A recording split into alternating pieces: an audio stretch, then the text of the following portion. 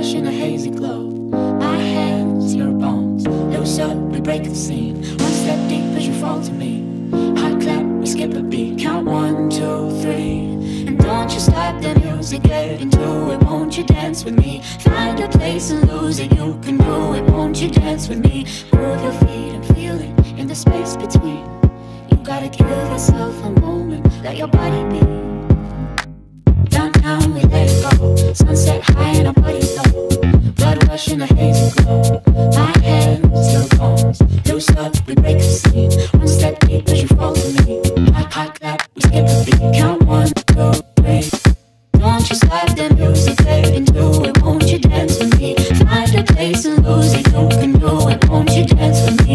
Move your feet and feel it in the space between. You gotta give yourself a moment. Let your body be. Your name I'll never know as we get down in the road below. Caught up in an overflow. Det første du gør, er, at du tager din elastiksnor, og så klipper den af et sted. Du skal bare sørge for, at den er over 20 cm. Så tager jeg et stykke tape, som jeg så sætter for enden af min elastiksnor. Det gør jeg for at undgå, at perlerne ryger af, og så synes jeg, det er lidt nemmere end at binde en knude. Du kan selvfølgelig også binde en knude, hvis du ikke lige har tape ved hånden, men så bind lige et par ekstra knuder, så du er sikker på, at den er stor nok. Så tager du så de perler, du godt kunne tænke dig at bruge til dit armbånd og putter ned i skoen. De her perler har jeg købt over nettet, men du kan også nemt finde dem i mange hobbybutikker. Jeg har valgt at sætte farverne guld, hvid og blå sammen, da jeg synes, det er nogle farver, der passer rigtig godt sammen. Og så begynder man egentlig bare at putte perlerne på snoren i den rækkefølge, man gerne vil have dem i. Jeg valgte at lave dem i en lidt tilfældig rækkefølge, da jeg synes, det så ret godt ud, hvis man blandede farverne meget. Når armbåndet er blevet langt nok til, at det kan nå rundt om dit håndled, så skal du til at slutte det af. Men hvis du er i tvivl om, hvor langt det skal være, plejer jeg at sige, at det skal være mellem 16 og 17 cm.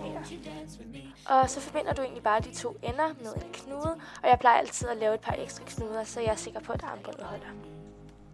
Og så klipper jeg bare de resterende ender af, og så har du faktisk et færdigt armbånd. Men jeg vælger at tage en lille knudeskjuler på, som skjuler knuden, da jeg synes, det ser rigtig fint ud. Det du gør, det er, at du bare tager knudeskjuleren rundt om knuden, og så presser den sammen med en smykketang. Og så har du faktisk et rigtig fint armbånd, som er super nemt at tage på og kan peppe hvert et outfit op. Det her er jo bare en af de mange måder, du kan lave et armbånd på.